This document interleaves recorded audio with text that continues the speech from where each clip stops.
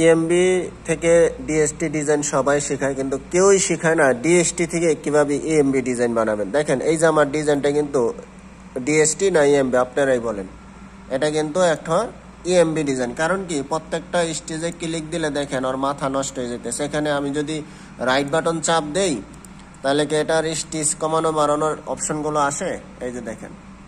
তাহলে আমি স্টিচটা কিভাবে কমাবো, কিভাবে ঠিক করবো, এরকম যদি আপনিও সমস্যায় পড়ে থাকেন আজকের ভিডিওটা আপনার জন্য। আর আপনাদের কাছে রিকোয়েস্ট, আপনারা কেউ তো ফলো দেন না, একটা কমেন্টসও করেন না, তাহলে আপনাদের শিখাবো কেন? আমি যে শিখছি এই ডিজাইনটা কিভাবে ডিএসটি থেকে ইএমবি বানাইতে হয়, কিভাবে বানাইতে হয়, এটা যে আমি শিখছি, আপনাকে কেন শিখাবো সেটা বলেন।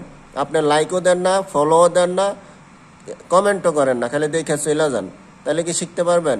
শিখাইতে পারবো না, আমিও শিখাইতে পারবো না। আপনি এই যে দেখেন, আপনাকে প্রমাণ দেখেন, আগে প্রমাণ দেখেন, পরে হলো কথা।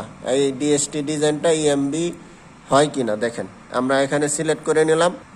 এই যে উপরে যে এই অপশনটা আছে, এই যে দেখেন, এই অপশনটা ক্লিক দেওয়ার পরে ওকে চাপ দিয়ে দিলেই মাত্র একটা বাটন ক্লিক দিবেন। এই যে দেখেন স্টিচটা কিন্তু একটু পরিবর্তন হয়েছে, দেখছেন? একটু আগে এটা কি ছিল? ইএমবি ছিল, ডিএসটি ছিল, আর এখন কি হয়েছে? ইএমবি হয়ে গেছে। ঠিক আছে? এইরকম প্রত্যেকটা স্টিচ এখন আপনি এই যে মাঝে মধ্যে দু একটা এই যে ম্যানুয়াল স্টিচ থাকবে, এটা আমরা ডিলিট করে দেব। এই যে রান স্টিচগুলো, যেটা দু একটা রান স্টিচ আসছিল, এগুলা ম্যানুয়াল হয়ে গেছে, এগুলো আমরা ডিলিট করে নতুনভাবে আমরা আমাদের মতো করে কাট পেস্ট করে নিব।